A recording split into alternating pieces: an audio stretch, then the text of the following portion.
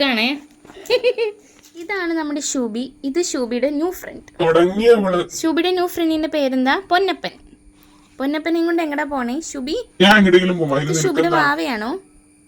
ശുഭിയുടെ വാവയാണോ ശുഭി? ഇവള് സമാധാനം തരൂല. അതിനെ വാവാവ് പാടി ഉറക്കേ. എന്നെ ഉറക്കാൻ ആരില്ല. അപ്പോഴാണ് ഞാൻ ഇതിനെ ഉറക്കാനായിട്ട് അടുത്തോട്ടെ. എനിക്കറിയായിരുന്നു ഇതിന് തന്നെ നീ എന്റെ അടുത്ത് നിക്കണേന്നുള്ളത്.